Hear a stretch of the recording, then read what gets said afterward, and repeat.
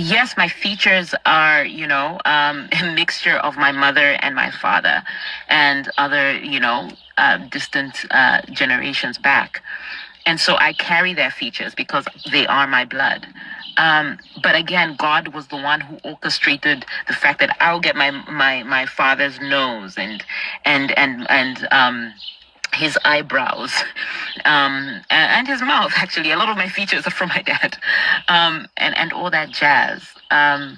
He's the one who orchestrated all that, and so if anyone were to have an issue with that, it comforted me, in the sense that it's not a issue around, like, you don't have an issue with me, you have an issue with God who created me.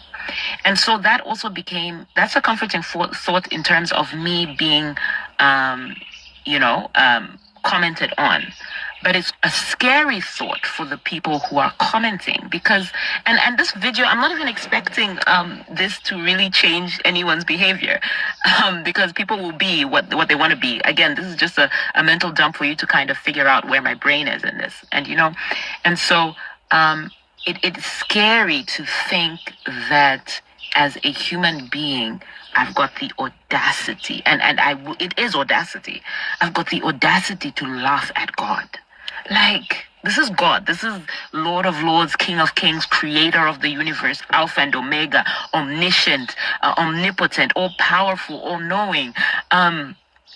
This God who is God alone, who no one can compare to and nothing can compare. This God who is uncreated. He was there before time began, and everything like that. This God, me who is human being and nothing in his eyes,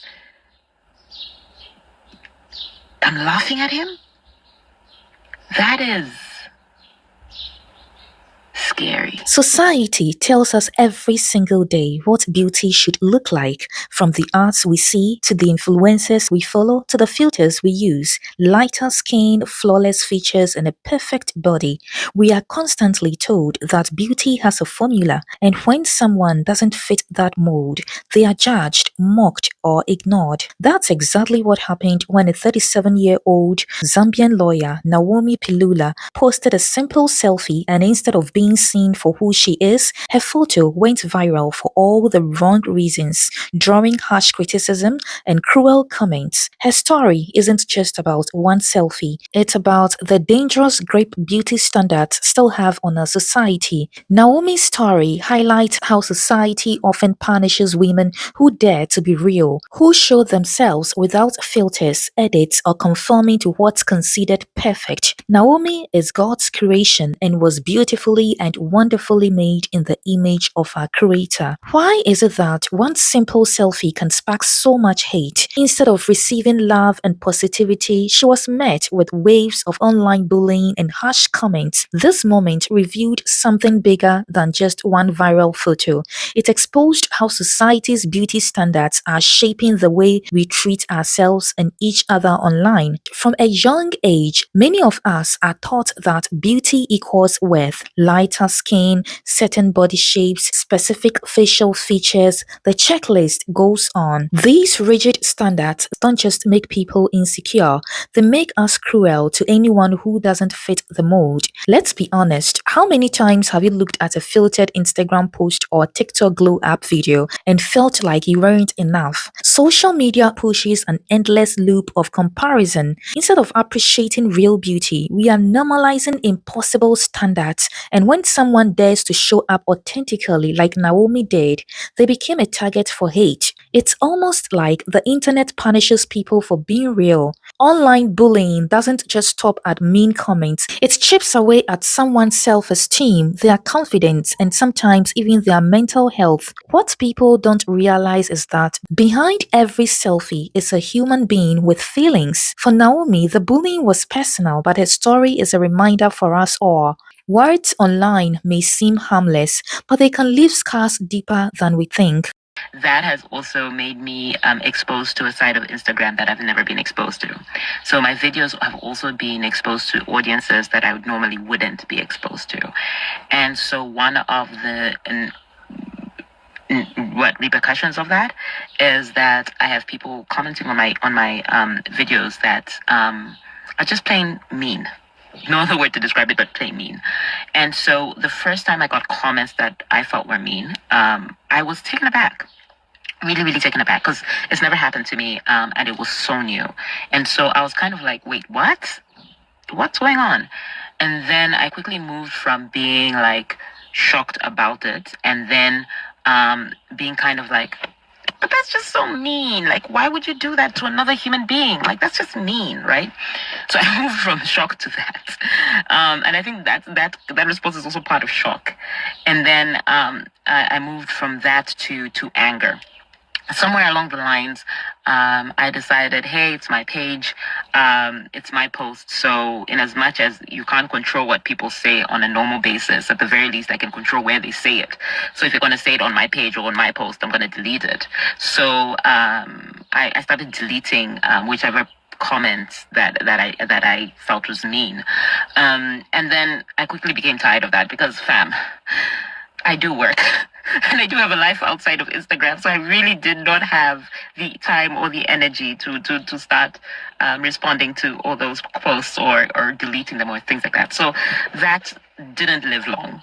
And so in my moments of being angry, I did respond to one of those comments, and I posted it. And, my lovely people came to my defense about that, which was wonderful and great. And thank you so much. It really restored my faith in the goodness of people who are majority or in majority follow me. So great. But I took it down. And the reason why I took it down was partly because after a conversation I had with my sister, and so I was telling her about it, and she was just asking me a very simple question. She was just like, you know what?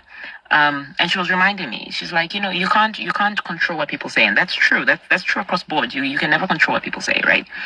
But what it triggers in you and your response to what people are saying is just a mirror to help you to see what is in you. And so she was just asking me like, okay, yes, you're pissed off about this, but what exactly is pissing you off? Like, what exactly is this unearthing in you? Can you have a sit down with yourself and find out? So that's what I did. I sat down with myself and I was trying to figure it out, like what's going on around this. Like, don't get me wrong, like if people like say something mean to you, it's natural to be upset, but it's also good to also know what exactly about what they've said have upset you, because there's some things that people say that are mean, right? And it's mean, but then it will like brush over your head because it's like totally inconsequential. But then there are other things that just like hit home, and so those are the things you have to like sit down and say, wait, why is Beauty isn't one size fits all. Beauty is diverse, unique, and personal. What makes you different is what makes you beautiful. Instead of tearing people down for not fitting into a narrow beauty box, we should be celebrating authenticity and individuality. Naomi's selfie wasn't just a picture, it was a challenge to the world to rethink how we define beauty and how we treat people who dare to be themselves online. So, the next time you scroll past someone's selfie, ask yourself, are you looking through the eyes of society's beauty standards or through the eyes of compassion? Let's stop normalizing online bullying and start normalizing kindness, authenticity, and self love. If you found this video powerful, give it a thumbs up, share it with a friend, and subscribe for more conversations that dig deep into the truth behind viral stories. Together, we can rewrite the definition of beauty. Thank you very much for watching and see you on the next one.